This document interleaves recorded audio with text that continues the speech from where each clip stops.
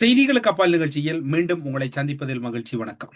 நேற்றைய தினம் அவசர சிகிச்சை பிரிவுக்கு அனுப்பப்பட்ட அல்லது அவசர சிகிச்சை பிரிவில் அனுமதிக்கப்பட்டுள்ள சுரேஷ் ஆலை தொடர்பான பல விடயங்கள் இப்போது பேசப்படுகின்றன.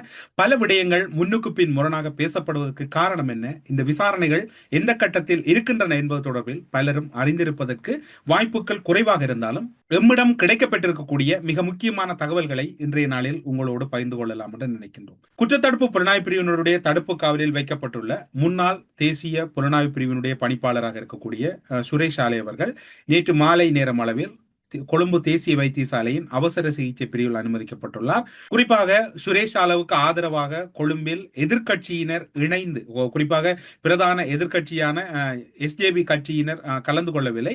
ஏனையவர்கள் இணைந்து ஒரு பெரும் போராட்டத்தை நடத்தி இருந்தார்கள். குறித்த போராட்டம் சிகிச்சை பெற்று வரும் சுரேஷ் ஆலவுக்கு ஆதரவாக, அதாவது அவசர சிகிச்சை பிரிவில் ஆபத்தான நிலையில் கொழும்பு தேசிய வைத்தியசாலையில் சிகிச்சை பெற்று வரும் சுரேஷ் ஆலவுக்கு ஆதரவான போராட்டம் என்று கூறப்படுகிறது. கொழும்பு கோட்டை ரயில் நிலையத்துக்கு முன்னாக அந்த போராட்டம் இடம்பெற்றாலும் கூட அதில் பெரிய அளவு போராட்டத்துக்கான எந்த ஒரு குணாதிசயங்களும் இல்லாத ஒரு போராட்டமாக, பிசுபிசுத்து போன போராட்டமாக இருக்கின்றது. மக்கள் அந்த அளவுக்கு தெளிவாக இருக்கின்றார்கள் என்பதை எடுத்துக்கொள்ளக்கூடியதாக இருக்கின்றது. 2019 ஆண்டு உயிர்த்த ஞாயிறு தாக்குதலின் பின்னர் குற்றத்தடுப்பு புலனாய்வு பிரிவினுடைய விசாரணையில் சிக்கியுள்ள சுரேஷ் ஆலவை சுற்றிய சூழல் வேகமாக மாறி வரும் வேளையில் இந்த நிகழ்வுகள் நடைபெற்று வருகின்றன. அவர் பிப்ரவரி 25 அன்று கைது செய்யப்பட்டிருந்தார். விசாரணைகளின் ஒரு பகுதியாகவே தடுப்பு காவலில் வைக்கப்பட்டு விசாரிக்கப்பட்டு வருகின்றார். அவருடைய மகன் ஒப்புதல் வாக்குமூலம் வழங்கி இருக்கின்றார். உடல் ரீதியாக அவருக்கு சித்திரவதை எதுவும் இடம்பெறவில்லை. அவர் உள ரீதியாக பாதிக்கப்பட்டிருக்கின்றார், மன ரீதியாக பாதிக்கப்பட்டிருக்கிறார் என்று கூறுகின்றார்.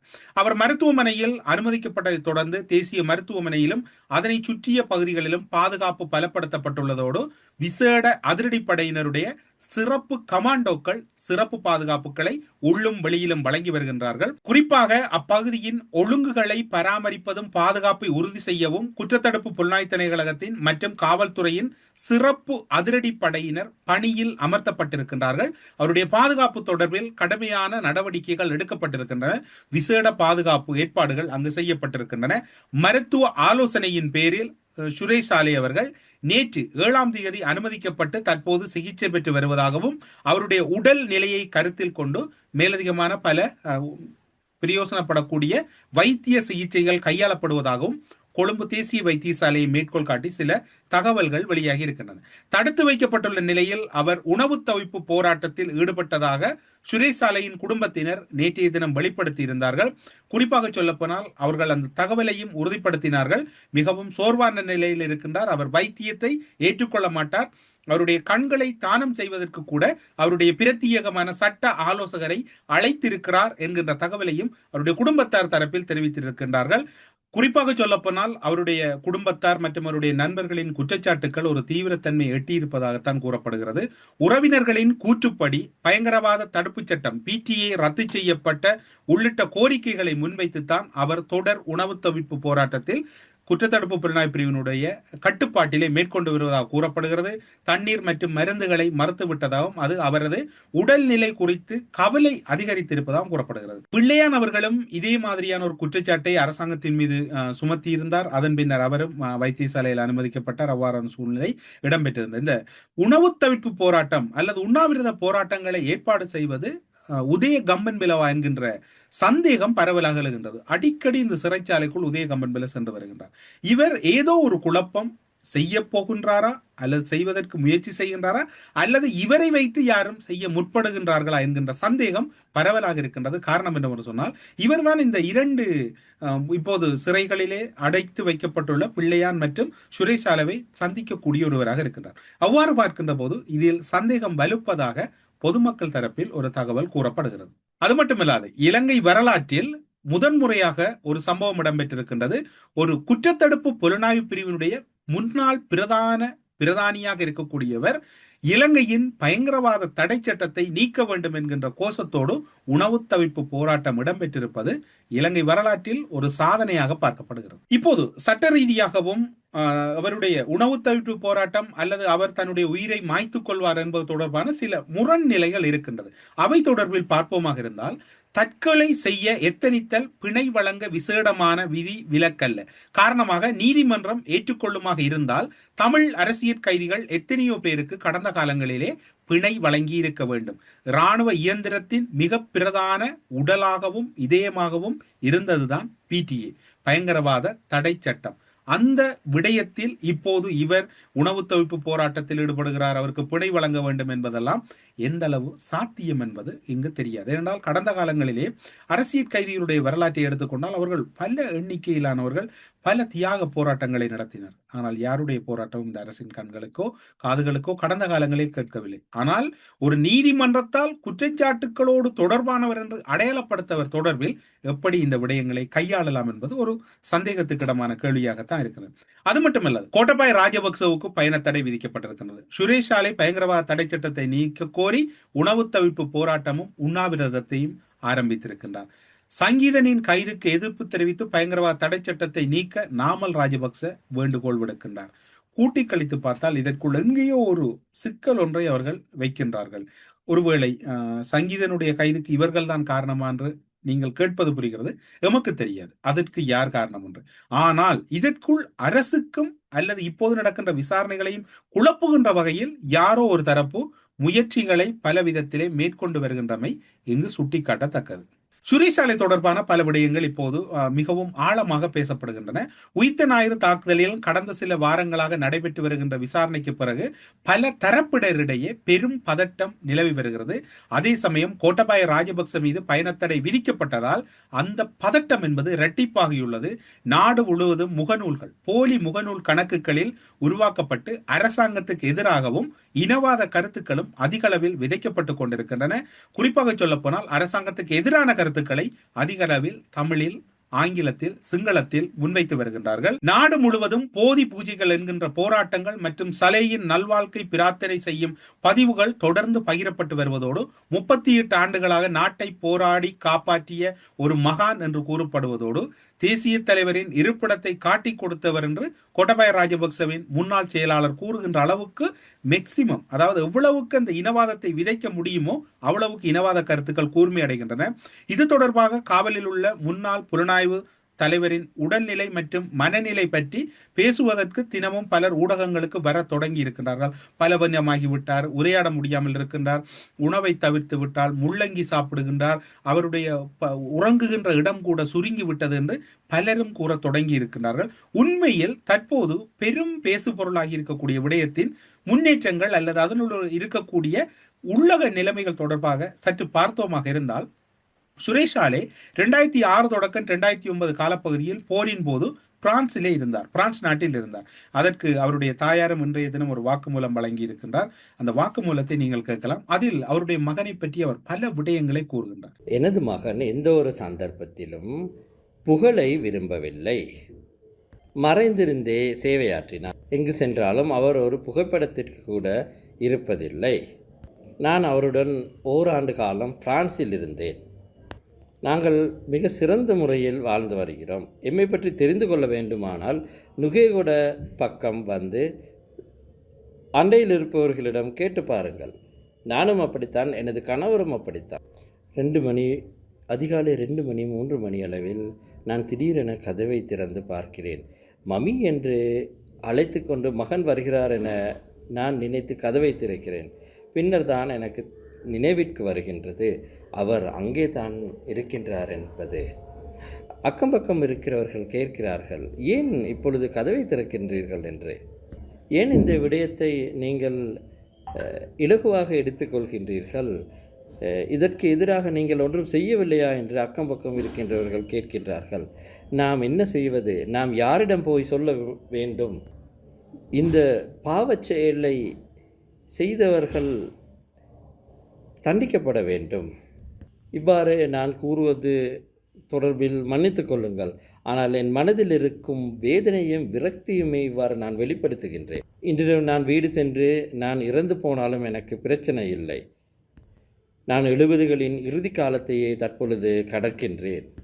போர்க்காலத்தில் நான் அங்கும் இங்கும் செய்தியை பார்த்து கொண்டு அலைந்து திரிவேன். என்னுடைய மகனின் பிளட்டூனை சேர்ந்த 2 பேர் மட்டுமே உயிருடன் தப்பினார்கள். 30 ஆண்டுகளாக எனது மகன் போரில் இணைந்து போராடினார். எனது மகனும் எனது கணவரும் எல்லோருக்கும் உதவியவர்கள். அவ்வாறு மிகவும் அருமையாக வளர்த்த எனது பிள்ளைக்கு அவர்கள் சிறையில் சோறு கொடுப்பதை பார்க்கும்போதே எனக்கு கவலையாக உள்ளது. நாங்கள் எங்களது நாய்களை இதைவிட நன்றாக வளர்க்கின்றோம். மாதம் ஒன்றிற்கு எங்கள் வீட்டில் 2 நாய்கள் இருக்கின்றன. மாதம் ஒன்றிற்கு சுமார் 50-60 செலவழித்து நாங்கள் அந்த நாய்களை பராமரிக்கின்றோம். இவ்வாறான ஒரு பின்னணியில் எனது மகனுக்கு நடந்த இந்த விடயம் ஏற்றுக்கொள்ளக்கூடியதல்ல. இது பூமி ஏற்றுக்கொள்ளக்கூடிய பாப காரியம் அல்ல. நிச்சயமாக இவ்வாறு பாவ காரியத்தில் ஈடுபட்டவர்களுக்கு தகுந்த தண்டனை கிடைக்கும். அதனை நான் நிச்சயமாக பார்ப்பேன். நான் உயிருடன் இல்லாவிட்டாலும் இங்கு கூடியிருப்பவர்கள் அதற்கு சாட்சியாக இருப்பார்கள். நிச்சயமாக அவர்களுக்கு உரிய தண்டனை கிடைக்கும். ஷானி அபிஷேகர போன்றவர்கள் எனது மகனுக்கு செய்யும் இந்த அநியாயம் நிச்சயமாக அவர்களுக்கு ஒரு நாள் அதற்குரிய பலன் கிடைக்கும். நாட்டுக்கு சேவை ஆற்றுபவர்களை அகற்றி தங்களவர்களை நிரப்பி தங்களுக்கு தேவையானவற்றை செய்து கொள்ளவே இவர்கள் விரும்புகின்றார்கள். இந்த விடயம் நாடே அறிந்திருந்தாலும் இதை புரிந்து கொள்ள வேண்டிய பெரியவர்கள் புரிந்து கொள்கிறார்கள் இல்லையே என்பதுதான் எனது மன வருத்தம். என்னை இப்பொழுது கைது செய்து கொண்டு போக சொல்லுங்கள், அதை பற்றி எனக்கு கவலை இல்லை. நான் இதைவிட கூடுதலான விடயங்களை நான் கூறுவேன். சுரேஷ் சாலைவிற்காக இங்கு குழுமியிருந்து போராட்டத்தை நடத்தும் ஒவ்வொரு பிள்ளைகளுக்கும் நான் மிகுந்த நன்றியை பாராட்டுகின்றேன். உங்கள் அனைவருக்கும் கோடி புண்ணியம் கிடைக்கட்டும். 10 மாதங்கள் கருவில் சுமந்து பெற்றெடுத்த தாய் நான் இந்த மனவேதனையில் குமுறுகின்றேன். எனக்கு இதைவிட எதையும் சொல்ல முடியவில்லை. நான் இன்றிரவு மரணித்து போனாலும் எனக்கு பிரச்சனை இல்லை. எனக்கு தேவையானவற்றை நான் இந்த இடத்தில் கூறியிருக்கின்றேன். அஞ்ச வேண்டாம். என்றாவது ஒரு நாள் உண்மை ஜெயிக்கும். நான் சென்று வருகிறேன். இப்போது சுரேஷ் சாலேவின் தாயார் பேசியதை நீங்கள் பார்த்திருப்பீர்கள். சுரேஷ் சாலை தொடர்பில் மேலதிகமான சில விடயங்களை பார்க்கின்ற போது 2006 தொடக்கம் 2009 ஆண்டு காலப்பகுதியில் அவர் போர் உக்கிரமடைந்த போது பிரான்சில் இருந்தார். அப்படி என்றால் உங்களுக்கு இன்னும் ஒரு குழப்பம் வருகிறது. இன்று இன்னும் ஒரு போலி செய்தி வெளியாகி இருந்தது. அதாவது கோட்டாபாய ராஜபக்சவின் முன்னாள் செயலாளராக இருக்கக்கூடிய சுகீசர பண்டார் அவர்கள் குறிப்பிட்டிருந்தார். புலிகள் அமைப்பின் தலைவர் இருந்த இடத்தை சரியாக அறிந்து கூறியவர் சுரேஷ் சாலே. அவர் பாதுகாக்கப்பட வேண்டியவர் என்று. பிரான்சில் இருக்கின்றார் 2006 தொடக்கம் 2009 வரை. அவர் எப்படி பாதுகாக்கப்பட வேண்டியவர், எப்படி அவர் அந்த உண்மைகளை கூறினார், அல்லது பிரான்சில் இருந்து ஏதாவது நவீன கருவிகள் மூலம் பார்த்தாரா? இப்போது அந்த இனவாதத்தை தென்னிலங்கையில் எப்படி பரப்ப வேண்டும் அல்லது இனவாத கருத்துக்கள் தென்னிலங்கையில் எப்படி வர வேண்டும் என்பதில் இவர்கள் கடும் பிரயத்தனம் எடுத்துக் கொண்டிருக்கிறார்கள். அவர்களுக்கு ஒன்றும் வேலை செய்வதாக இல்லை. 2015 இராணுவ புலனாய்வு பிரிவின் பணிப்பாளரானார் என அப்போது அவர்கள் அந்த சூழ்நிலை இருந்ததாக கூறப்படுகிறது. 2019 கோட்டாபாய ராஜபக்ச சலேவை அரசு புலனாய்வு பணிப்பாளராக நியமித்தார். இலங்கை வரலாற்றில் காவல்துறை அதிகாரி அல்லாத ஒரு இராணுவ அதிகாரிக்கு இந்த பதவி நியமிக்கப்பட்டது இதுவே முதன்முறையாகும். சலே கோட்டாபாய ராஜபக்சவுக்கு மிகவும் நெருக்கமான ஒருவராகத்தான் இருந்தார். சுரேஷ் சாலேவை பொறுத்தவரையில் அவர் அரச புலனாய்வு பிரிவின் பணிப்பாளர் அல்லது அரச புலனாய்வு பிரிவில் இருந்தாலும் அவர் உண்மையான விசுவாசம் கோட்டாபாய ராஜபக்சவுக்கு என்றுதான் தென்னிலங்கையில் இருக்கக்கூடிய மிக முக்கியமான தரவுகள் குறிப்பிடுகின்றன. சுரேஷ் சாலே 1987 ஆண்டு முதல் 35 வருட கால பாதுகாப்பு பணியின் ஓர் அதிகாரியாக இருக்கின்றார். அவர் உள்நாட்டிலும் வெளிநாட்டிலும் மிக உயர்ந்த அளவிலான பயிற்சியை பெற்ற அதிகாரியாவார். இவ்வளவு விரிவான பயிற்சியை பெற்ற ஒரு அதிகாரி இவ்வளவு குறுகிய காலங்களில் வைக்கப்பட்டதால் மன அழுத்தத்துக்கு ஆளானார் அல்ல மன அழுத்தத்துக்கு உள்ளானார். தான் உயிரை மாய்த்துக் கொள்வார் என்பதை தற்போதைய சூழ்நிலையில் யாரும் ஏற்க மாட்டார்கள். காரணம் என்னவென்று சொன்னால் ஒரு சாதாரண அதிகாரி கூட இது போன்ற சூழ்நிலையை சுதாகரித்துக் கொண்டு அடுத்த கட்டத்துக்கு கடந்து செல்வார். அது மட்டுமல்லாது இவர் ஒரு தலைமை நிலையில் இருந்த அதிகாரி, இராணுவத்திடமிருந்து பயிற்சி பெற்றவர். அது இவருடைய செயற்பாடாக இருப்பதற்கு வாய்ப்பில்லை. இவரை இந்த மனநிலைக்கு தூண்டியது ஒருவேளை உதய கம்பன் பிளவின் பின்னால் இருக்கக்கூடிய நாசகார சக்திகளா என்கின்ற கேள்வி பலரிடம் எழுகின்றது.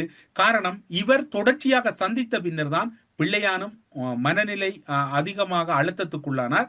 இப்போது உதய கம்பன் பிளவின் சந்திப்பின் பின்னர் தான் சுரேஷ் சாலவும் அதிக அளவில் மன அழுத்தத்துக்கு உள்ளாகி இருக்கின்றார்.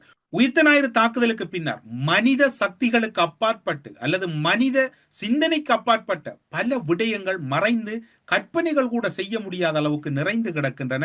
தற்போது நம்மில் யாருக்கும் தெரியாத, கற்பனை கூட செய்ய முடியாத ஆழமான, அதாவது டீப் ஸ்டேட் என்று சொல்லுவார்கள், இந்த நாட்டில் இருந்தது என்பதுதான் தெளிவாக தெரிகின்றது. அனைத்தும் விரைவில் வெளிவரும். சலே செய்தது சரியா தவறா, சகரானையும் அவரது கும்பலையும் இந்த கொடூரமான குற்றத்துக்கு வழிநடத்தியது யார், அவர்களுக்கு உதவியது யார், இந்த குழப்பத்துக்கான காரணம், இவை அனைத்தும் வெளிவரும் என்றுதான் கூறப்படுகிறது. இவை இப்போது இருக்கக்கூடிய சூழ்நிலையாக இருக்கிறது. 2017 முதல் 2019 வரை 8 தற்கொலை குண்டு தாக்குதல்கள் தமது கட்டுப்பாட்டுக்குள் வைத்து வழிநடத்தியவர் தான் இந்த சுரேஷ் சாலை என்று அவர் மீது ஒரு குற்றச்சாட்டு முன்வைக்கப்படுகிறது. இப்படியான ஒருவருக்கு எப்படி மன உளைச்சல் ஏற்பட முடியும் என்பது இப்போது இருக்கக்கூடிய கேள்வியாக இருக்கிறது. இவ்வாறாக ஒரு குழப்பம் அல்லது மனநிலையில் பிறழ்வு சுரேஷ் அளவுக்கு ஒருபோதும் ஏற்படுவதற்கு வாய்ப்பில்லை. காரணம் என்னவென்று சொன்னால், அவரை பொறுத்தவரையில் அவர் அதனை மிகவும் தரமாக பயின்றவர். அவரிடம் மன உறுதி திறமையாக இருக்கின்றது. அல்லது இன்னும் ஒரு விடயம் இந்த இடத்திலே கூற வேண்டி இருக்கின்றது. அது இன்னும் ஒரு சில வாரங்கள் அல்லது ஒரு சில மாதங்களின் பின்னர் நீங்கள் அறியக்கூடியதா இருக்கும். சுரேஷ் அளவை பொறுத்தவரையில் 60-65% உண்மைகளை அவர் அங்கு கூறிவிட்டார். பொதுவாக அவர்களுடைய உளவியல் ரீதியாக பார்த்தால் மனங்களுக்குள் தொடர்ச்சியாக யாரிடமும் சொல்ல முடியாது பூட்டி வைத்திருந்த உண்மைகளை சொல்லுகின்ற போது அவர்களை அறியாமல் உளவியல் ரீதியாக ஒரு பலவீன நிலை ஏற்படுவது இயல்பாக இருக்கிறது. அது மனித சக்திகளுக்கு அப்பாற்பட்டது. அது நாங்கள் ஏதோ ஒரு ரகசியத்தை தொடர்ச்சியாக மறைத்து கொண்டிருந்தால் திடீரென்று ஒருவரிடம் கூறுகின்ற போது ஒன்றில் அழ வேண்டும் அல்லது எங்களுடைய உடலை நாங்களே வருத்தி கொள்ள வேண்டும். அந்த நிலைமை தான் இப்போது அவருக்கு ஏற்பட்டிருக்கிறது. நீங்கள் யோசித்து பாருங்கள். அவர் பல உண்மைகளை கூறிவிட்டார். பிள்ளையானும் சில விடயங்களை கூறிவிட்டதாக உள்ளகத்தில் மிக நம்பத்தகுந்த தகவல்கள் கூறுகின்றன. நீங்கள் கேட்கலாம், உங்களுக்கு யார் கூறியவர்கள் என்று கூறலாம். கூறியவர்கள் உங்களுக்கு கூற வேண்டிய அவசியம் இல்லை. ஒரு ஊடகவியலாளராக, ஒரு புலனாய்வு ஊடகவியலாளராக இந்த தகவலை இந்த தளத்திலே இதனோடு நிறுத்திக் கொள்கிறோம். உளவியல் ரீதியாக அவருடைய மன அழுத்தத்துக்கு காரணம் அவர் நீண்ட காலமாக பூட்டி வைத்திருந்த பல உண்மைகளை திறந்து விட்டார். அதனை திறந்தால் அவருடைய மனம் பெரிய அளவிலே இப்போது ஒரு இலகு நிலை அடைந்திருக்கின்றது. அந்த இலகு நிலை அடைகின்ற போது வெளிப்புறத்தில் இருக்கக்கூடிய பலருக்கு பதட்டம் அதிகரித்திருக்கின்றது. உங்கள் அனைவருக்கும் தெரிந்த ஒரு விடயம்தான். இப்போது வெளியிலே பதறுகிறவர்களை பார்த்தால் யார் என்று பாருங்கள். அந்த பதறுகிற கூட்டத்தில் எங்காவது ராஜபக்ச கூட்டம் இருக்கிறதா என்று தேடிப்பாருங்கள். ஒருவரையும் காண மாட்டீர்கள். இன்றைய கூட்டத்தில் கூட நாமல் ராஜபக்ச இல்லை. ஏன் ஆக குறைந்த இன்றைய கூட்டத்துக்கு மஹிந்த ராஜபக்ச வயது முதிர்ச்சியால் செல்ல முடியாத சமல் ராஜபக்ச சென்றிருக்கலாம், அல்லது கோட்டாபாய ராஜபக்ச, யாரும் போகவில்லை. அந்த ஆதரவு என்கின்ற அறிக்கை கூட வெளியிடவில்லை. இந்த சமூக வலைத்தளத்தில் கூட ஒரு அறிக்கை வெளியிடலாம். அவ்வாறெல்லாம் வெளியிடவில்லை என்றால் நீங்கள் பாருங்கள், அனுர ஒரு உத்தரவை பிறப்பித்திருக்கின்றார். எங்களுக்கு மக்கள் தந்த ஆட்சியை இழந்தாலும் பரவாயில்லை, உயிர்த்த ஞாயிறு தாக்குதலில் ஒரு முடிவு கட்டாமல் வெளியேறுவதில்லை என்று அனுர தரப்பு முடிவெடுத்திருக்கின்றது. அதாவது அரசு முடிவெடுத்திருக்கின்றது. அதனால் விசாரணை எந்த கட்டத்துக்கும் எடுத்துச் செல்லுங்கள் என்று கூறப்பட்டிருக்கின்றது. அது மட்டுமல்லாது இதனை ஆட்சி கவுழ்ப்புக்காக அவர்கள் பயன்படுத்த முயற்சி செய்தால் அது ஒரு வங்குரோத்து நிலை என்றும் கூறப்படுகிறது. இப்போது பயங்கரவாத தடை சட்டம் தொடர்பில் தென்னிலங்கையில் அதிகமாக பேசப்படுவதற்கு காரணம் அந்த சட்டம் நீக்கப்படுவதல்ல, அவர்களுக்கு ஏற்பட்டிருக்கக்கூடிய நெருக்கடி என்றுதான் பலரும் கூறிக்கொள்கிறார்கள். சுரேஷ் அளவின் மனைவி பிள்ளைகளை அவர் இவ்வாறான ஒரு ஆபத்தான நிலையில் பார்ப்பதற்கு அழைத்திருப்பாரா என்பது இங்கு இருக்கக்கூடிய சந்தேகம். ஆனால் அவர்களை இதற்கு தள்ளியது யார் என்று தேடி பார்த்தால் ஒருவேளை அது உதயகம்பன்பில தரப்பாக இருக்கலாமா என்கின்ற சந்தேகம் இருக்கிறது. குறிப்பாக சொல்ல போனால் இப்போது இருக்கக்கூடிய சூழ்நிலையை பார்க்கின்ற போது சுரேஷ் அளவின் உண்ணாவிரத போராட்டத்துக்கு தள்ளிய குழு யார் என்று தேட வேண்டியிருக்கிறது. அவரது உயிருக்கு ஆபத்து ஏற்படக்கூடிய நிலை உருவாகும் வகையில் செயற்படுவதாகவும் பலர் குற்றச்சாட்டுக்களை முன்வைக்கின்றார்கள். உண்மையில் அவர் வெளியில் வந்தால் அவரது உயிருக்கு உத்தரவாதம் துளியளவும் இல்லை. இதற்கிடையில் முன்னாள் ஜனாதிபதி கோட்டாபாய ராஜபக்ச அல்பா என்கின்ற ஒரு சொல்லாடலை பயன்படுத்தி சில சதித்திட்ட குழுவினருடன் தொடர்பில் இருந்ததாக நீதிமன்றத்தில் வெளிப்படைத்தன்மையாக கருத்துக்கள் முன்வைக்கப்பட்டன. அல்பா உட்பட 3 வெளிநாட்டு தடை விதிக்கப்பட்டிருக்கின்றது. அதன் பின்னரே சம்பந்தப்பட்ட தரப்பினர் அதிக பதட்டம் அடைந்து இப்போது தென்னிலங்கையே ஒரு பெரும் குழப்பத்தில் மக்கள் அல்ல அவர்கள் குழம்பி இருக்கின்றார்கள். சுரேஷ் சாலை கைது செய்யப்பட்டதுக்கு பின்னர் பெத்தா என்று அழைக்கப்படும் புலனாய்வு அதிகாரியின் வாக்குமூலம் ரூமி என அறியப்படும் மனநல மருத்துவராக கூறப்படும் நபரின் மருத்துவ அறிக்கை மற்றும் சாரா ஜாஸ்மினின் டிஎன்ஏ அறிக்கையை மற்றும் அழுத்தம் கொடுத்ததாக முன்வைக்கப்பட்ட குற்றச்சாட்டுகள் ஆகியவனை அடிப்படையாக கொண்டே இப்போது சில கதவுகள் திறக்கப்பட்டிருக்கின்றன. கைதுக்கு பிறகு கொழும்பு கோட்டை நீதவான் சலைவை நேரடியாக பரிசோதித்த போது தற்போது பரப்பப்படும் குற்றச்சாட்டுகள் போன்று அவர் எந்தவிதமான கொடுமைக்கு உள்ளாக்கவில்லை என்பதை அவருடைய மகன் நேற்று திட்ட தெளிவாக கூறிவிட்டார். உள ரீதியாக பாதிக்கப்பட்டிருக்கின்றார், உடல் ரீதியாக பாதிக்கப்படவில்லை என்று கூறிவிட்டார். அது உதயகம்பன்பில கூறுகின்றார். மதிப்புக்குரிய கொழும்பு கோட்டை நீதவான் நீதிமன்றமும் அதனை தெளிவாக நீதிபதி அவர்கள் பார்வையிட்டிருக்கின்றார். கோட்டை நீதவானுடைய மேற்பார்வையின் கீழும் அவர் எந்த விதமான சித்திரவதைகளுக்கும் உள்ளாக்கவில்லை என்று கூறப்பட்டது. மகனும் உறுதிப்படுத்தி இருக்கிறார். மன ரீதியாகத்தான் அவர் பாதிக்கப்பட்டிருக்கின்றார், உடல் ரீதியாக பாதிக்கப்படவில்லை என்று கூறப்படுகிறது. இந்நிலையில் சுரேஷ் சாலவை உண்ணாவிரத போராட்டத்துக்கு தூண்டி அதனை ஊடக நிகழ்வாக மாற்றி இலங்கையில் ஒரு குழப்பத்தை உருவாக்கியதன் பின்னணியில் இந்த ராஜபக்ச தரப்புகள், அதிலும் குறிப்பாக இந்த உதயகம்பன்பில போன்ற நாசகார சக்திகள் இருக்கின்றது. உதயகம்பன்பில சரத் வீரசேகர, பிமல் வீரவன்ச இந்த மூவரையும் முறையாக நீண்ட கால சிறையில் தடுத்து வைத்திருந்தால் இலங்கையில் ஒரு சுபீட்சமான அரசியலும் தெளிவாக தென்படும். அது மட்டுமல்லாது அந்த இடத்தில் ஒரு விசாரணைகளும் நேர்த்தியாக இடம்பெறும் என்பது எல்லோருடைய எதிர்பார்ப்பாகவும் இருக்கின்றது.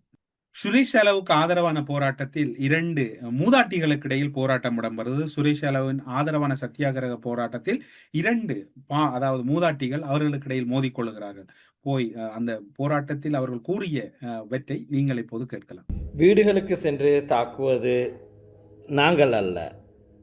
எங்களிடம் வீடுகளுக்கு சென்று தாக்கும் பழக்கம் இல்லை. நீங்கள் சொல்வது போல் நாங்கள் செய்ய மாட்டோம். நாங்கள் வீடுகளுக்கு சென்று தாக்க மாட்டோம்.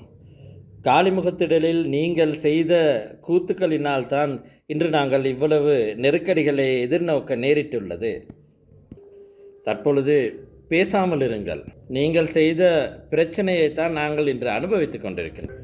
நீங்கள் தான் புலிகளிடமிருந்து பிரியாணி சாப்பிட்டவர்கள். இதைவிட பிச்சை எடுப்பது நல்லது. சென்று அனுரகுமாரவின் மலத்தை சாப்பிடுங்கள். போய் அனுரகுமாரவின் மலத்தை சாப்பிடுங்கள். பேசாமல் போய்விடு இந்த இடத்தை விட்டு. சகரான் உட்பட 26 பேருக்கு கோட்டாபாய ராஜபக்ச ஊதியம் வழங்கினார். வவுனதீவு போலீஸ் கான்ஸ்டபிள் 2 கொலைகளில் 4 இராணுவ அதிகாரிகளுக்கும் தொடர்பு இருக்கிறது என்று அன்றைய நாட்களிலே ராஜித சேனாரட்ன முக்கியமான அமைச்சு பொறுப்பை வகித்த போதும் கூட அவர் அன்றைய நாட்களிலே ஊடக பரப்பிலே கூறிய மிக முக்கியமான ஒரு கருத்தை நீங்கள் இப்போது பார்க்கலாம். தௌஹீத் ஜமாத் அமைப்பு மற்றும் பொதுபல சேனா போன்ற அமைப்புகளுக்கு மற்றும் வேறு சில அமைப்புகளுக்கும் பூரணமான அனுசரணையை கோட்டாபய ராஜபக்ச வழங்கியுள்ளார். அது மட்டுமல்ல, இப்பொழுது எங்களுக்கு அண்மையில் கிடைத்த தகவலின் அடிப்படையில் மட்டக்களப்பில் 2 போலீஸ் கான்ஸ்டபிள்கள் படுகொலை செய்யப்பட்ட சம்பவம், 2 கான்ஸ்டபிள் அதிகாரிகள் சோதனை சாவடியில் வைத்து வெட்டி படுகொலை செய்யப்பட்டிருந்தனர்.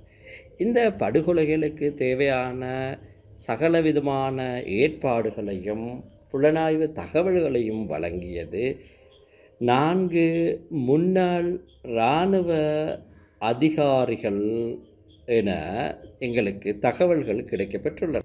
இவர்கள் கோட்டாபய ராஜபக்சவிற்கு தொடர்புடைய நபர்கள் என்பது அம்பலமாகியுள்ளது. இதில் ஒருவர் அப்துல் ரசீக் என்பவர் இராணுவத்தினால் சம்பளம் வழங்கப்பட்டுள்ளது. இராணுவத்தினால் சுமார் 26 பேருக்கு சம்பளம் வழங்கப்பட்டுள்ளது. இராணுவ புலனாய்வு பிரிவினால் இவ்வாறு சம்பளம் வழங்கப்பட்டுள்ளது. தௌஹீத் ஜமாத் அமைப்பைச் சேர்ந்த 26 பேருக்கு இவ்வாறு சம்பளம் வழங்கப்பட்டுள்ளது. தற்கொலை குண்டு தாக்குதல்தாரியான அப்துல் ரசீக் என்பவருக்கு இராணுவ புலனாய்வு பிரிவு சம்பளம் வழங்கியுள்ளது. இவர் குறித்த அமைப்பின் செயலாளர் என்பது குறிப்பிடத்தக்கது. முன்னாள் இராணுவ மேஜர் ஜெனரல் ஒருவரே இந்த அனைத்து இணைப்பு பணிகளையும் மேற்கொண்டுள்ளார். இந்த 4 இராணுவ புலனாய்வு உத்தியோகத்தர்கள் மட்டக்களப்பு வவுனதீவு பகுதியில் போலீஸ் கான்ஸ்டபிள்கள் படுகொலை சம்பவத்தை செய்து அது ஒரு பரீட்சார்த்தமான முயற்சியாக முன்னெடுத்திருந்தனர்.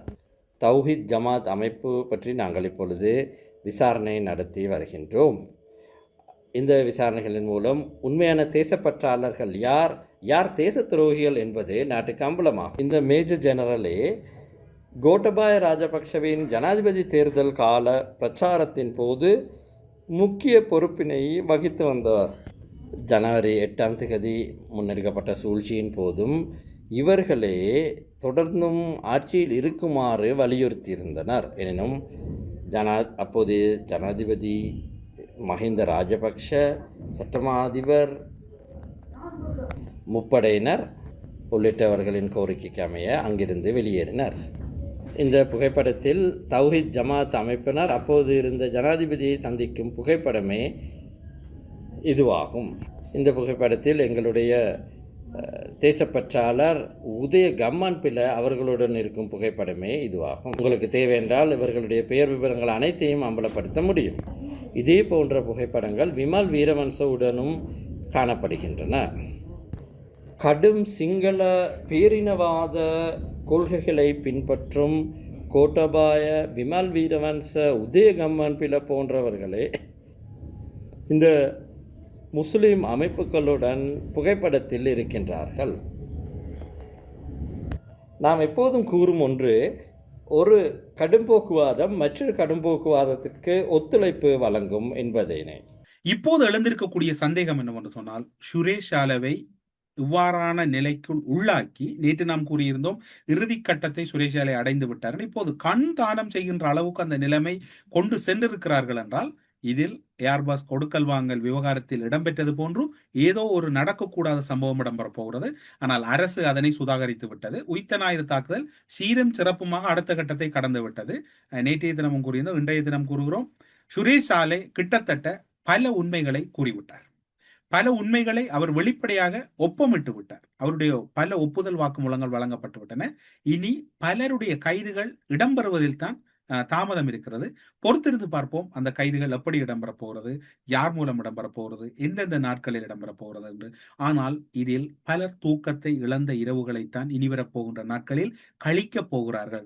அது மட்டுமல்லாது இந்த விவகாரம் இப்போது விசாரணைகளில் ஒவ்வொரு முன்னேற்றங்கள் கண்டுகொண்டு செல்லுகின்ற போது இறுதியில் இவை அனைத்தும் உறுதிப்படுத்தப்படுகின்ற பட்சத்தில் பலருடைய குடியுரிமைகள் ஆக குறைந்தது 10 வருடங்களுக்கு பறிக்கப்பட வேண்டும் என்பது பொதுமக்களுடைய எதிர்பார்ப்பாக இருக்கிறது. காரணம், இனி இந்த ஒரு மனநிலையில் யாரும் இலங்கைக்குள் இருக்கக்கூடாது, அந்த சிந்தனையில் யாரும் இருக்கக்கூடாது. அப்பாவி உயிர்களை சித்திரவதை செய்து, அப்பாவி உயிர்களை படுகொலை செய்த இவ்வாறான செயற்பாடுகளுக்கு சொந்தக்காரர்கள் யாரும் இருக்கக்கூடாது என்பது மேலதிகமான தகவலாக இருக்கிறது. ஒரு தொடர்ச்சியாக ஒரு விடயத்தை நாங்கள் வலியுறுத்தி வருகிறோம், இன்றும் கூறுகிறோம். முடிந்தால் இதில் நீங்கள் இயலுமானவர்கள் பிள்ளையானோடு அல்லது பல பாராமிலிட்டரி துணை ஆயுத குழுக்கள் மற்றும் பல இராணுவ புலனாய்வு அமைப்புகளோடு தொடர்பானவர்கள் இருந்தால் நீங்கள் இப்போதும் அரச சாட்சியாக மாறலாம் என்பது அரச புலனாய்வுத்துறையினுடைய நிலைப்பாடாக இருக்கின்றது. ஏனென்று சொன்னால் சஹரானோடு தொடர்பான பலர் இன்று முகம் தெரியாமல் அரச சாட்சியாக மாறிவிட்டார்கள். அவ்வாறு மாறுகின்ற பட்சத்தில் உங்களுக்கு நல்ல எதிர்காலம் இருக்கின்றது. அப்படி இல்லை என்றால் நீங்களும் நீண்ட காலம் அவர்களோடு சிறையில் கழிக்க வேண்டி வரும். நல்லது கெட்டது துன்பம் இன்பம் எதிலும் குடும்பத்தோடு கலந்து கொள்ள முடியாத ஒரு ஆபத்து இருக்கிறது. என்ன சிறிய நாசகார வேலைகளை செய்தாலும் யாரும் தப்ப முடியாது. இந்த காத்தாங்குடியில் இருக்கக்கூடிய முன்னாள் அமைச்சருடைய விவகாரம் கையில் எடுக்கப்பட்டிருக்கிறது. இன்று அவற்றை பேசுவதற்கு இன்று நேரம் போதாமல் இருப்பதனால் இனி வரப்போகின்ற காணொளியில் அது தொடர்பாக பேசலாம்.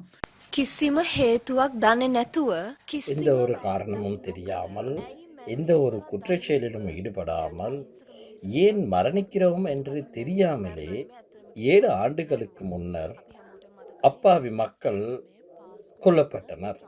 உண்மையில் அவர்கள் உயிரிழந்தார்கள் என கூற முடியாது, அவர்கள் கொல்லப்பட்டார்கள் என்றே கூற வேண்டும். எம் அனைவருக்கும் நினைவிருக்கும் உயிர்த்த ஞாயிறு தற்கொலை குண்டு தாக்குதல் சம்பவம் தொடர்பில் 261 பேர் ஏன்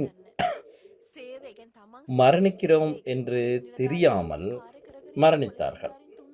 இதில் சுமார் 40-50 சிறுவர்கள் இருந்தார்கள். அவர்கள் யாருக்கு எந்த அநீதி செய்தார்கள், என்ன தீங்கு செய்தார்கள்? கடமையில் ஈடுபட்டிருந்த 3 போலீஸ் உத்தியோகத்தர்களும் மரணித்தனர். ஏன் இறக்கிறோம் என்று அவர்களுக்கும் தெரியாது. இலங்கை பாதுகாப்பானது, இலங்கை அழகிய நாடு என இந்த நாட்டை பார்க்க வந்த 45-50 வெளிநாட்டவர்களும் உயிரிழந்தனர். அவர்கள் செய்த குற்றம் என்ன? இலங்கையில் பிறந்தவர்கள் இந்த மாதிரி நாடு ஒன்றில் பிறந்த தலைவிதிக்காக கொல்லப்பட்டார்கள் என்றாவது நினைக்க முடியும். அந்த வெளிநாட்டவர்கள், அவர்களுக்கு என்ன தலையெழுத்து? இந்த அனைவரும் எதற்காக இறந்தார்கள் என்று தெரியாமலே இறந்து விட்டார்கள். இந்த அப்பாவியா மக்கள் எதற்காக மரணிக்கிறோம் என்று தெரியாமலேயே மரணித்து போனார்கள். அந்த மக்களுக்காக ஏன் யாரும் குரல் கொடுக்கிறார்கள் இல்லை? இந்த விடயத்திற்கு நாங்கள் யாரும் குரல் கொடுக்க தவறினால் நன்றாக நினைவில் கொள்ளுங்கள், எங்கள் கைகளிலும் இரத்தம் தோய்ந்துள்ளது என்பதனை. அநீதிக்காக குரல் கொடுக்க முடியாவிட்டால் எங்களில் எந்த பயனும் இல்லை. இந்த சம்பவம் குறித்த வழக்கு விசாரணை நடத்தப்பட வேண்டும் அல்லவா? இது பாரதூரமான விடயம் அல்லவா? இது இந்த நாட்டின் தேசிய பாதுகாப்பிற்கும் பிரச்சனையை ஏற்படுத்திய விடயம் அல்லவா? இது நீதிமன்றில் வழக்கு விசாரணைக்காக உட்படுத்தப்படுகின்றது. இவ்வாறான ஒரு பின்னணியில் ஒரு சிலர் அப்பாவி மக்களின் பக்கம் நிற்காமல் தங்களது அரசியல் நிகழ்ச்சி நிரலுக்கு குரல் கொடுக்க தொடங்கியுள்ளனர். அவர்கள் ஒவ்வொரு நாடகங்களை ஆடி இந்த விசாரணையை வேறும் திசைக்கு நகர்த்த முயற்சிக்கின்றனர். சுரேஷாலேவை பொறுத்தவரையில் அவர் உடல் வலிமையோடு இருக்கிறார் என்பதுதான் வைத்தியசாலை தகவல். பொறுத்திருந்து பார்ப்போம். இதனை யாரும் குழப்பாமல் இருக்க வேண்டும். குழப்புவதற்கு முயற்சி செய்கிறார்கள். மக்கள் நிதானமாக இருக்கிறார்கள். எனவே இந்த கொடுங்கோலர்கள் பலர் கைது செய்யப்படும் நாட்கள் நெருங்கிவிட்டன. பொறுத்திருந்து பார்ப்போம். எது இடம்பெறப் போகிறது, எப்படி இடம்பெறப் போகிறது என்கின்ற நாட்களுக்காக காத்திருப்போம் என்று கூறி செய்திகளுக்கு அப்பால் நிகழ்ச்சியிலிருந்து விடைபெற்றுக் கொள்கிறோம். நன்றி, வணக்கம்.